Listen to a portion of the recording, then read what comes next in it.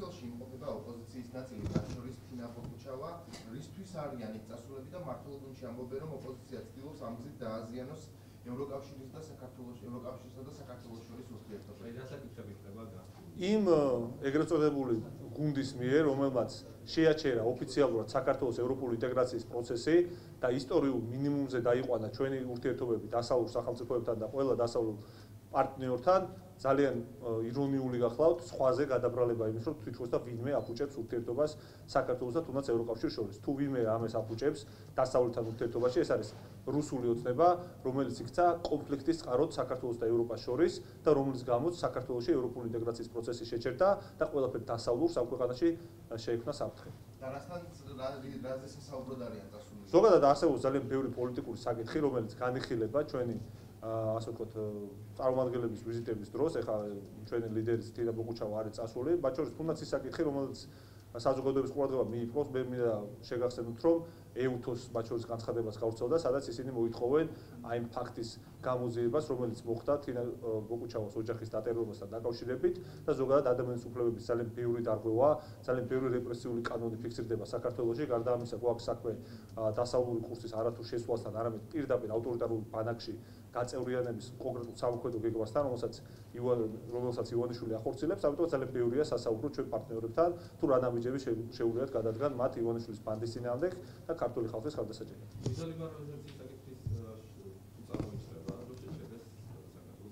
საქართველოს ოპოზიცია, მათ შორის მე პირადად, როდესაც ვიმყოფებოდი ბრიუსელში ამჯერმე, პირდაპირ ყოველთვის, ასე ვთქვათ, ვაკეთებდით ხოლმე ამ ჩვენს აუცილებელ ასე ვთქვათ წინაპირობას, რომ არ მომხდარიყო თუნდაც სანქციების სხვა ზომების გატარება ქართველი ხალხის წინააღმდეგ, იმიტომ რომ თუნდაც უვიზო მიმოსვლის შეწყვეტა ეს არის ის ქმედება, რომელიც აისახება თითოეულ საქართველოს მოქალაქეზე, ამიტომ ჩვენ ყოველთვის ვიმხრობოდით იმ ზომებს, რომელიც იქნებოდა მიმართული კონკრეტულად იმ ადამიანების წინააღმდეგ, რომლებიც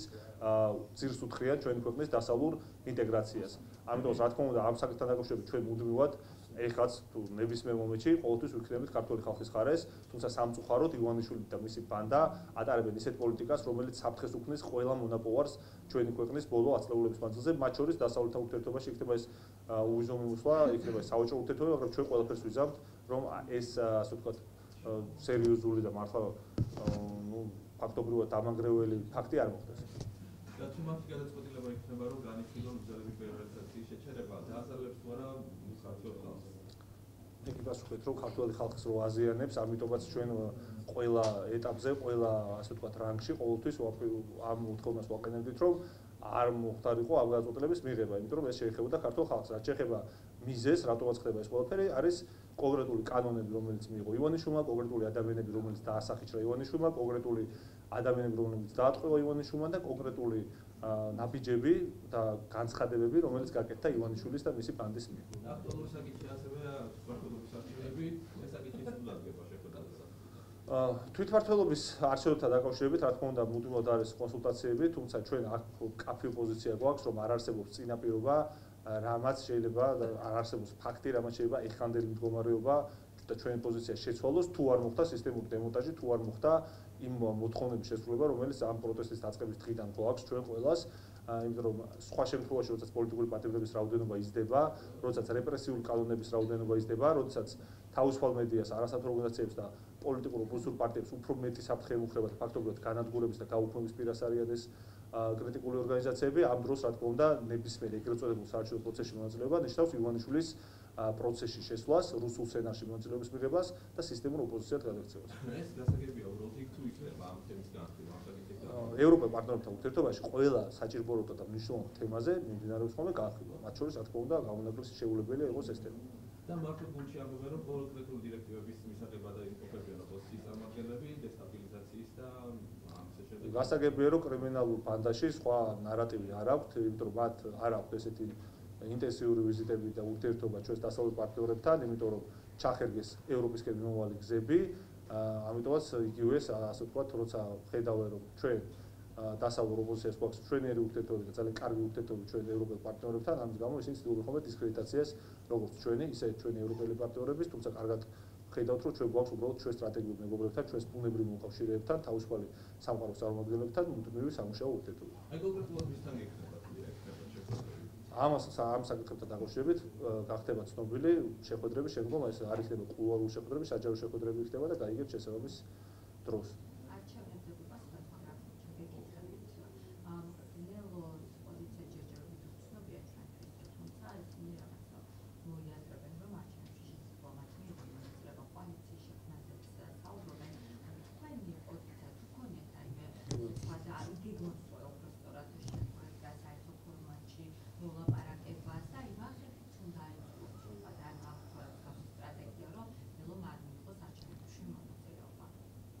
ჩვენ მუდმივად გვაქვს კომუნიკაცია ჩვენს პარტნიორებთან, მათ შორის ხონდა ლელოსთან პირადი ტიპის კომუნიკაციები ყოველთვის. არაერთხელ ხონდა ეს პოზიცია გამოხატული და მათ იცოდნენ და ამიტომაც კიდევ ერთხელ ვიმოდოვნებთ, რომ ლელო დაიდება არა საქართველოს წინააღმდეგ, არა მართლა საქართველოსთვის, ანუ თუ უნდათ რომ მათ თავიანთი სახელწოდება გაამართლონ და მართლა ლელო საქართველოსთვის დადონ, ამ შემთხვევაში ამ უნდა მიიღონ მონაწილეობა იმ ეგრეთ წოდებულ არჩევნებში, იმ სპეცოპერაციაში, რომელსაც ივანიშვილი ატარებს, ასე რომ მათზე არის ახლა უკვე გადაწყვეტილება და ჩვენ ვიმედოვნებთ, რომ ისინი მოიქცევენ ისე, როგორც ქართული ხალხისთვის და სახელმწიფოსთვის იქნება სასარგებლო.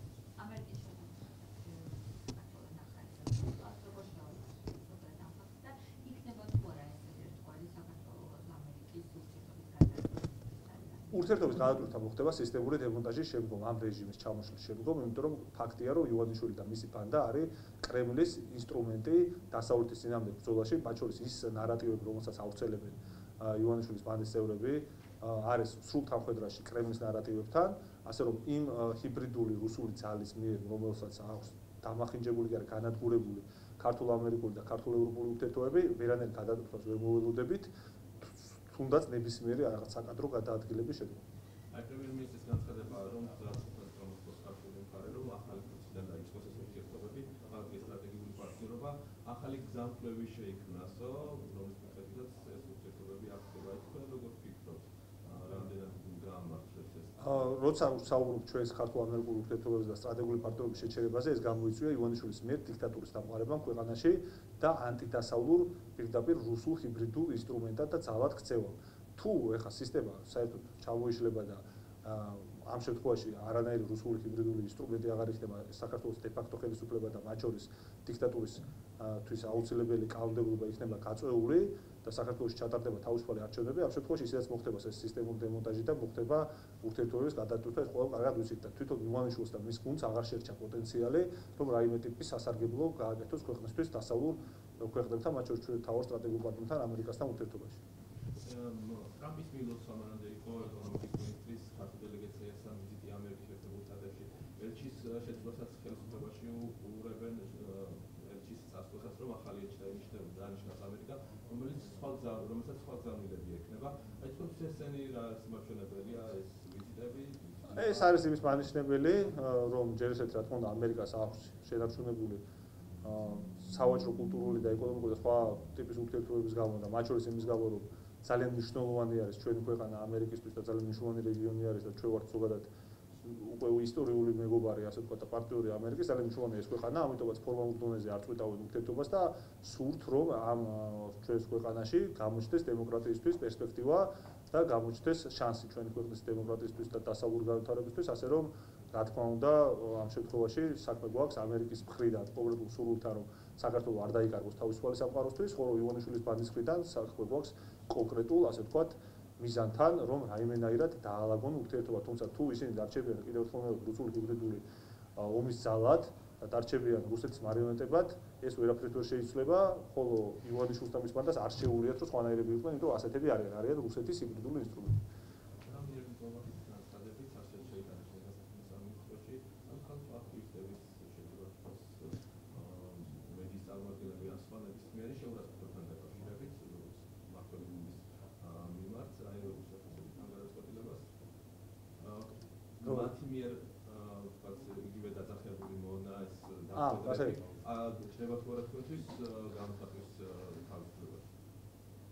ჩვენ საუბრობთ ივანიშვილის ბანდაზე, რომელიც ისეთ კანონებს იღებს, რომ კრიტიკულად გაწყობილ ადამიანებს მალე სულ ხო აიგზალებათ,